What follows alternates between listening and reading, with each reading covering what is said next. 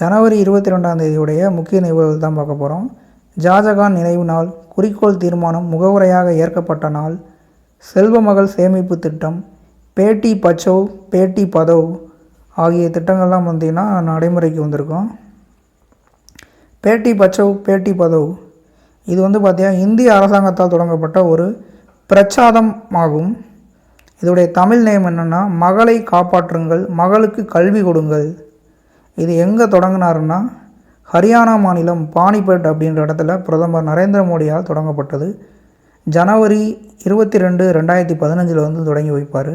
இதோடைய முக்கியமான நோக்கம் என்னென்னா, பாலின விகிதத்தை மேம்படுத்துதல், கருக்கலைப்பை தடுத்தல், திசுக்கொலையை தடுத்தல், வரதட்சணையை தடுப்பு, கல்வி கொடுப்பது ஆகியவை இதோடைய முக்கியமான நோக்கமாகும். 2016 பார்த்திங்கன்னா இதோடைய பிராண்டு அம்பாஸ்டராக பார்த்திங்கன்னா சாலிக் மாலிக் அப்படின்ற பெண்ணை பார்த்திங்கன்னா பிராண்ட் அம்பாஸ்டராக நியமிச்சிருப்பாங்க. இவர் பார்த்திங்கன்னா ஒலிம்பிக்கில் 2016 ஒலிம்பிக்கில் வெண்கல பதக்கம் வென்றிருப்பார் 58 கிலோ மல்யுத்த போட்டியில். இந்த இயக்கத்தில் பார்த்திங்கன்னா 3 அமைச்சகம் சேர்ந்தது. பெண்கள் மற்றும் குழந்தைகள் மேம்பாட்டு அமைச்சகம், சுகாதாரம் மற்றும் குடும்ப நல அமைச்சகம் மற்றும் கல்வி அமைச்சகம். அடுத்து பாருங்கள், சுகன்யா சம்ருதி யோஜனா, செல்வமகள் சேமிப்பு திட்டம். இந்த பேட்டி பச்சாவ் பேட்டி பதாவ் திட்டத்தின் கீழ் தொடங்கப்பட்ட ஒரு திட்டம் தான் பார்த்திங்கன்னா இந்த செல்வமகள் சேமிப்பு திட்டம். 22 ஜனவரி 2015 அதே நாளில் பிரதமர் அவர்களால் தொடங்கி வைக்கப்பட்டிருக்கும். பெண் குழந்தைகளுக்கு உயர்கல்வி மற்றும் திருமணம் போன்ற எதிர்கால சேமிப்பு திட்டம். இது பார்த்திங்கன்னா அஞ்சலகம் மற்றும் பேங்க்கில் சேமிக்கக்கூடிய ஒரு திட்டம். இந்த திட்டத்தில் பார்த்திங்கன்னா பெண் குழந்தைகள் 10 வயது நிறைவடைந்தாவே திட்டத்தில் சேர்க்கலாம்.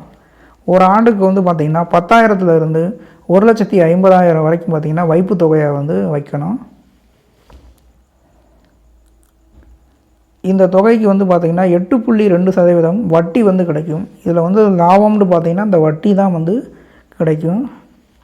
அஞ்சலகம் மற்றும் வங்கியில் பார்த்திங்கன்னா இது 14 ஆண்டுக்கு பார்த்திங்கன்னா இந்த அமௌண்ட்டை நம்ம கட்டிக்கிட்டே இருக்கணும். அல்லது பெண்கள் திருமணம் வரை இந்த அமௌண்ட்டை செலுத்தணும். 21 ஆண்டுகளுடைய இறுதியில் இந்த அமௌண்ட்டை ஃபுல்லாக பெறலாம். அல்லது 18 வயது நிறைவடைந்த போது திருமண செலவுக்காக 50% தொகையை பார்த்திங்கன்னா பெற்றுக்கொள்ளலாம். இந்த திட்டத்தில் பார்த்திங்கன்னா பெண் குழந்தைகளுக்கு பார்த்திங்கன்னா அதிகபட்சம் 2 பெண் குழந்தைகளுக்கு மட்டும்தான் இந்த திட்டம் பொருந்தும். அடுத்து பாருங்கள், குறிக்கோள் தீர்மானம் முகவுரையாக ஏற்கப்பட்ட நாள் 22 ஜனவரி 1947 குறிக்கோள் தீர்மானம் பார்த்திங்கன்னா முகவுரையாக ஏற்கப்பட்டிருக்கும். இந்த குறிக்கோள் தீர்மானத்தை 13 டிசம்பர் 1946 நேரு அரசியல் நிர்ணய சபையில் பார்த்திங்கன்னா அறிமுகப்படுத்தி வச்சுருப்பார். இந்த அப்போக்குள்ளே பார்த்திங்கன்னா குறிக்கோள் தீர்மானம் பார்த்திங்கன்னா இந்தியாவை சுதந்திர இறையாண்மை மிக்க குடியரசாக அறிவிக்கும் தீர்மானம் தான் பார்த்திங்கன்னா இந்த குறிக்கோள் தீர்மானம் கொண்டு வந்திருப்பார் 1946 டிசம்பர் 13. இந்த குறிக்கோள் தீர்மானத்தோடைய திருத்திய அமைப்பு தான் பார்த்திங்கன்னா தற்போதைய முகவுரையாக ஏற்கப்பட்டுள்ளது. இந்த முகவுரையில் பார்த்திங்கன்னா முக்கியமாக இறையாண்மை மிக்க சமதர்மம், மதசார்பற்ற மக்களாட்சி, குடியரசு என்ற வார்த்தைகள் இடம்பெற்றிருக்கும். அடுத்து பாருங்கள், ஷாஜகான் இறப்பு 15 ஜனவரி 1592 பிறக்கிறாரு. 22 ஜனவரியில் பார்த்திங்கன்னா இறந்துருவார் 1666. ஷாஜகானை பற்றிய குறிப்பு பார்த்திங்கன்னா ஜனவரி 5ஆம் தேதியோடைய வீடியோவில் இருக்குது.